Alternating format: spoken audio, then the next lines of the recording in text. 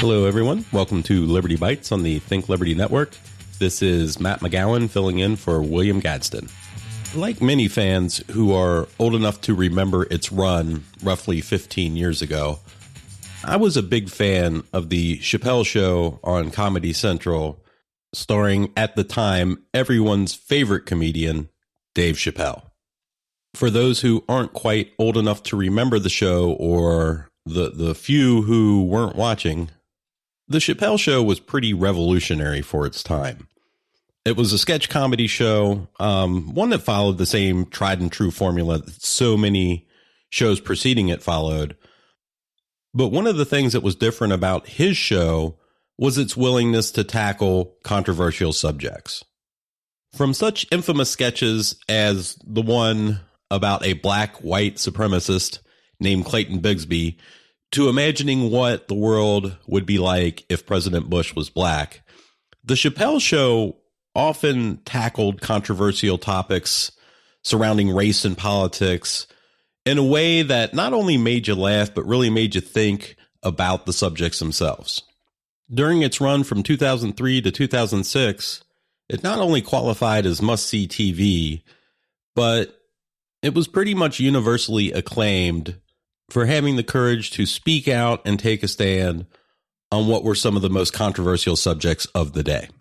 After largely disappearing from popular culture for over a decade, Chappelle reemerged in 2017 with a series of specials on Netflix, the most recent being perhaps his most controversial work ever, a special titled Sticks and Stones.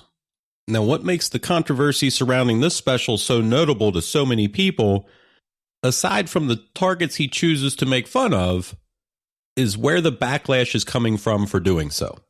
Now, let me preface this by saying I have watched the special, and yes, it is as edgy, for lack of a better term, a comedy special as I have ever heard. Among those finding themselves in his crosshairs are targets considered by many to be off limits in this day and age. Targets such as the Me Too movement, the LGBTQ community, and Michael Jackson's accusers, just to name a few. There is a legitimate case to be made that some of the jokes are in extremely poor taste, to say the least. And it's certainly understandable that some folks, having watched the special, would be offended. I get it. And yes, there is no doubt some truth to the accusations that there are some on the extreme right who use this special as a confirmation for their own biases. I get that too. But that's not what's so controversial about this special. The biggest controversy to me surrounding the special is the notion that free speech has a limit and that there's some things you just can't criticize or joke about. Now, don't get me wrong. I'm aware that the courts have determined that there are some limitations to free speech. Free speech doesn't give you the right to incite actions that would harm others. It doesn't give you the right to run into a crowded movie theater and yell fire. But that's not what we're talking about here.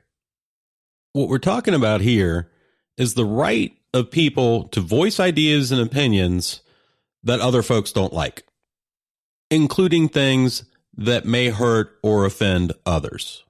As comedian Louis C.K., who Chappelle defends at great length in his special, said once, "Offending people is a necessary and healthy act.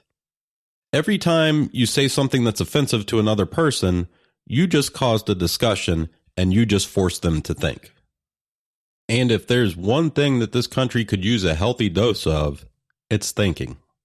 And something this country really needs to think about is the dangers associated not just with government censorship, but with private censorship. We are at a point in history, specifically in our own country, where the right to speak out has never been more important. And there is no shortage of things for people to speak out against. Our country has been in a state of perpetual war for roughly 3 decades. We are so far in debt that our children and our children's children, who had nothing to do with it, are going to one day have to deal with. There are any number of instances of government wrongfully imposing its will on the people of this country, be it through wrongful arrest or for eliminating the very rights we have so long taken for granted. And the problem that personal censorship presents is the same problem that any type of censorship presents. And that's who gets to draw the line? Who gets to say what is too offensive to talk about? And how far does the slippery slope of such censorship take us? If the elements of the extreme left get to say that stand-up comedy is too offensive of a topic to discuss, then at what point do elements of the extreme right get to say that opposing the government on subjects such as war or our individual rights is likewise too much to discuss? Or perhaps a better example would be to imagine what our country would look like today if the prevailing attitudes on race and homosexual rights of the past 50 years had been allowed to censor those who spoke up on behalf of freedom for all. The fact of the matter is that our right to free speech is as essential of a freedom as we have. And defending that right sometimes includes defending things we don't always agree with. This is Matt McGowan for Liberty Bites on the Think Liberty Network. Thanks for listening.